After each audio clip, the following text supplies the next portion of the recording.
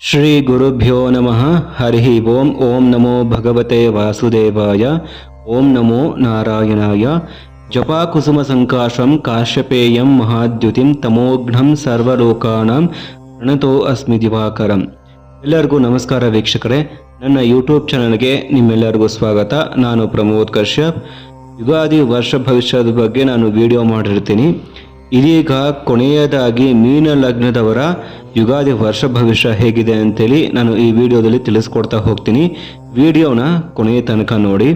ಮೊದಲಿಗೆ ಮೀನ ಲಗ್ನದವರ ವೃತ್ತಿ ಮತ್ತು ಆರ್ಥಿಕ ಸ್ಥಿತಿಯನ್ನು ನೋಡಿದಾಗ ನಿಮಗೆ 6ನೇ ಮನೆ ಅಧಿಪತಿ ಸೂರ್ಯ ಆಗ್ತಾನೆ.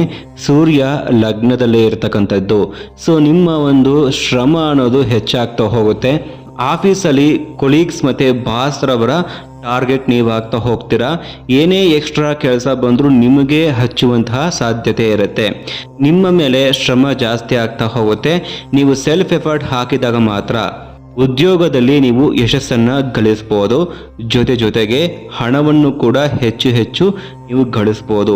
ಉದ್ಯೋಗದಲ್ಲಿ ಪ್ರಗತಿ ಸ್ವಲ್ಪ ತಡವಾದರೂ ಕೂಡ ನಿಮ್ಮ ಪ್ರಯತ್ನದ ಮೇಲೆ ಇದು ಅವಲಂಬಿತವಾಗಿರುತ್ತೆ.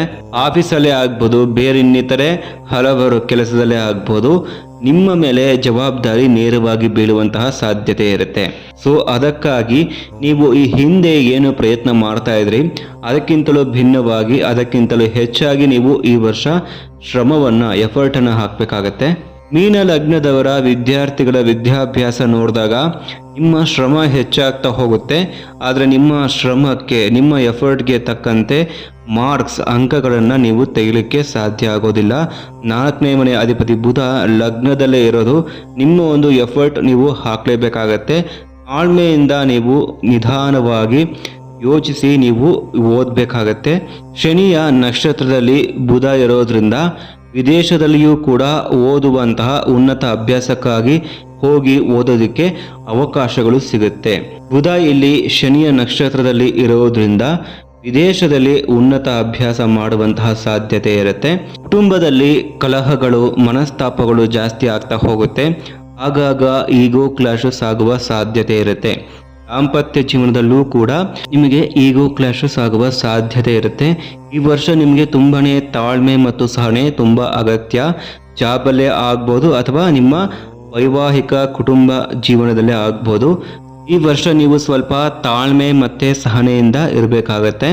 ಸ್ವಲ್ಪ ನೀವು ನಿಮ್ಮ ಕೋಪದ ಭಾವನೆಯನ್ನು ತೋರಿಸಿದಲ್ಲಿ ಕೌಟುಂಬಿಕ ಕಲಹಗಳು, ಜಗಳಗಳು ಆಗುವ ಸಾಧ್ಯತೆ ಇರುತ್ತೆ.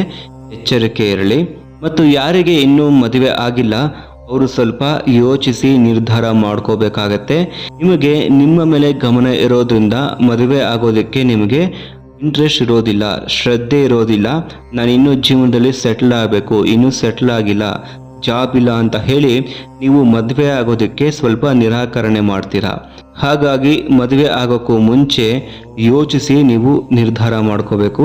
ಇನ್ನು ಕೊನೆಯದಾಗಿ ಆರೋಗ್ಯ ವಿಚಾರವಾಗಿ ನೋಡಿದಾಗ 6ನೇ ಮನೆ ಅಧಿಪತಿ ಸೂರ್ಯ ಲಗ್ನದಲ್ಲೇ ಇರತಕ್ಕಂಥದ್ದು. ತಲೆಗೆ ಸಂಬಂಧಪಟ್ಟ ಸಮಸ್ಯೆಗಳು ಬರ್ಬೋದು. ತಲೆನೋವು, ತಲೆ ಸುತ್ತು, ದೇಹದಲ್ಲಿ ಹೀಟ್ ಜಾಸ್ತಿ ಆಗಿ ಮೈಗ್ರೇನ್ ಇಶ್ಯೂಸ್ ಕಾಣಿಸಿಕೊಳ್ಳುವಂತಹ ಸಾಧ್ಯತೆ ಇರುತ್ತೆ. ಬೆನ್ನು ನೋವು, ಕಾಲು ನೋವು ಜಾಸ್ತಿ ಆಗುವ ಸಾಧ್ಯತೆ ಇರುತ್ತೆ. ಸೂರ್ಯ ಶನಿಯ ನಕ್ಷತ್ರದಲ್ಲಿ ಇರೋದ್ರಿಂದ ಸ್ವಲ್ಪ ಶಿಸ್ತುಬದ್ಧ ಜೀವನ, ಆಹಾರ ಸೇವನೆ, ಯೋಗ, ಧ್ಯಾನವನ್ನು ಮಾಡೋದ್ರಿಂದ ಉತ್ತಮ ಆರೋಗ್ಯವನ್ನು ನೀವು ಕಾಪಾಡ್ಕೊಳ್ಬೋದು. ಸಾಧ್ಯವಾದಷ್ಟು ಧೂಮಪಾನ, ದುಶ್ಚಟಗಳಿಂದ ನೀವು ಸ್ವಲ್ಪ ದೂರ ಇರೋದು ಉತ್ತಮ. ಇವಿಷ್ಟು ಮೀನ ಲಗ್ನದವರ ವಾರ್ಷಿಕ ಭವಿಷ್ಯ ಆಗಿರುತ್ತೆ. ಯುಗಾದಿ ಹಬ್ಬದ ವಾರ್ಷಿಕ ಭವಿಷ್ಯ ಆಗಿರುತ್ತೆ. ಮುಂದಿನ ವಿಡಿಯೋದಲ್ಲಿ ಭೇಟಿಯಾಗೋಣ. ಎಲ್ಲರಿಗೂ ನಮಸ್ಕಾರ. ಕೃಷ್ಣ ಅರ್ಪಣಮಸ್ತು.